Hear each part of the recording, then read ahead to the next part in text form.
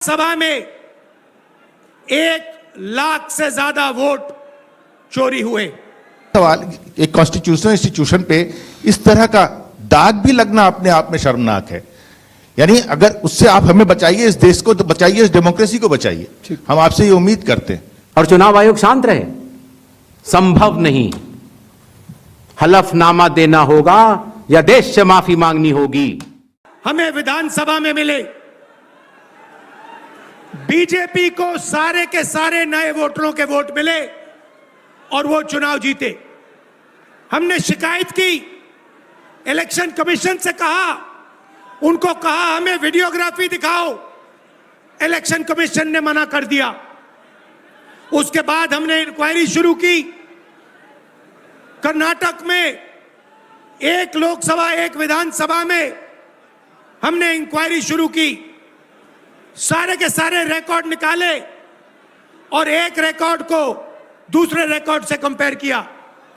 भाई और बहनों, पता लगा कि एक विधानसभा में 1,00,000 से ज्यादा वोट चोरी हुए और इन वोटों के कारण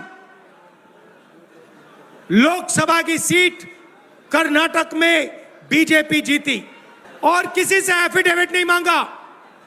कुछ दिन पहले बीजेपी के लोग प्रेस कॉन्फ्रेंस करते हैं, उनसे कोई एफिडेविट नहीं मांगा, मुझसे एफिडेविट मांगा।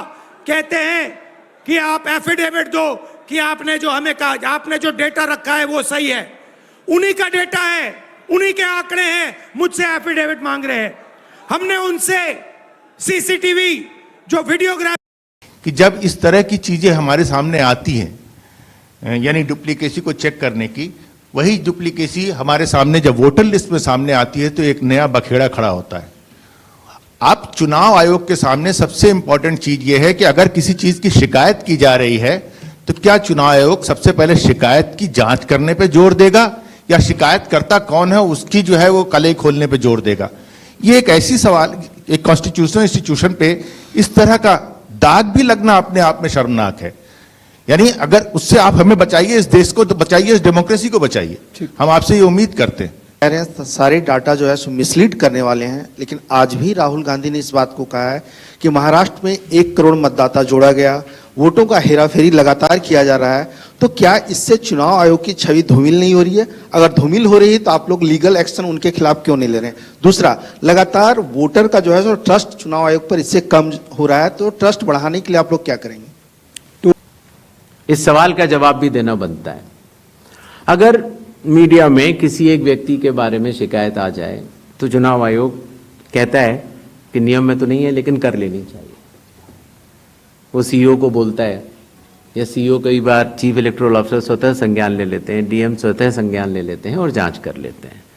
लेकिन अगर आरोप 1.5 लाख मतदाताओं का हो तो क्या बिना किसी सबूत के, बिना किसी हलफनामे के 1.5 लाख मतदाताओं को नोटिस जारी कर दिया जाए?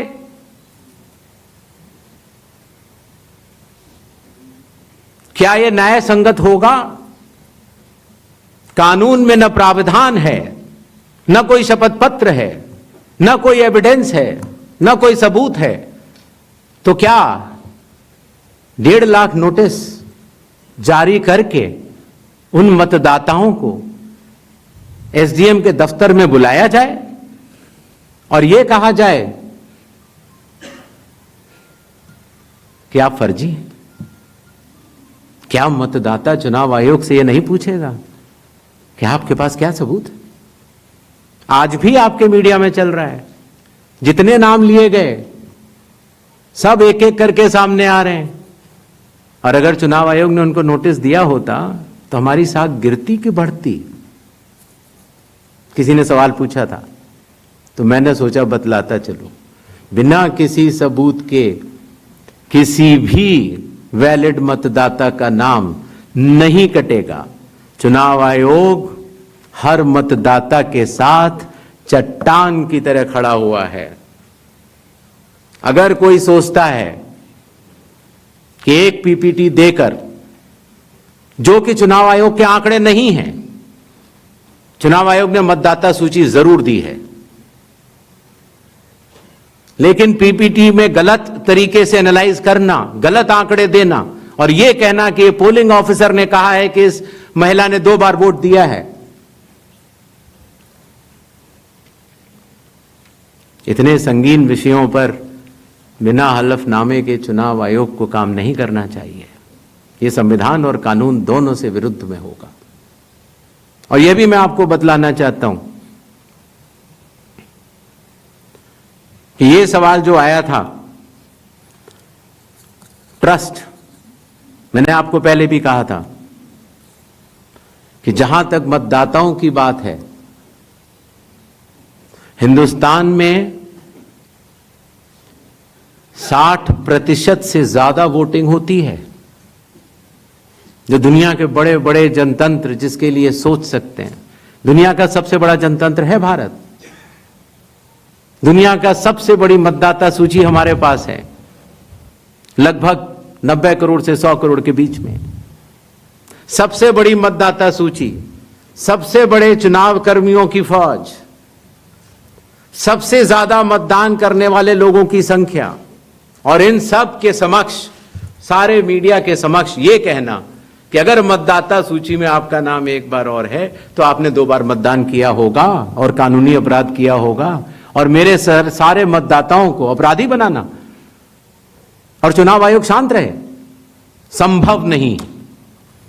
हलफनामा देना होगा या देश से माफी मांगनी होगी, तीसरा विकल्प नहीं है। आपके माध्यम से मैं यह भी कहना चाहता हूं, अगर 7 दिन में हलफनामा नहीं मिला तो इसका अर्थ ये सारे आरोप निराधार हैं और हमारे मतदाताओं को यह कहना कि वो फर्जी हैं, इसके ऊपर जो भी इस बात को बोल रहा है उसको माफी मांगनी चाहिए। महाराष्ट्र में वोटर लिस्ट बढ़ी, समय रहते जब ड्राफ्ट सूची थी तो दावे और आपत्ति क्यों नहीं जमा कराए गए? जब रिजल्ट निकल आया तब याद आया कि यह गलत था, और एक भी मतदाता का नाम सबूत सहित आज तक चीफ इलेक्टोरल ऑफिसर महाराष्ट्र को नहीं मिला। चुनाव हुए 8 महीने हो गए।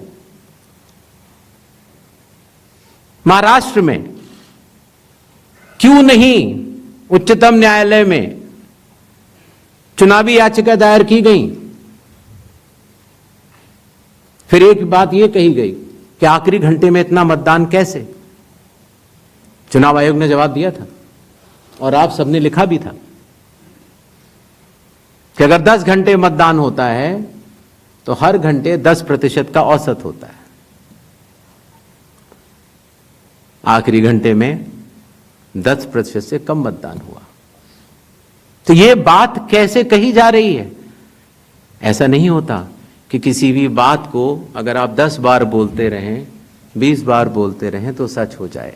सच सच होता है और सूरज पूरब में ही उगता है।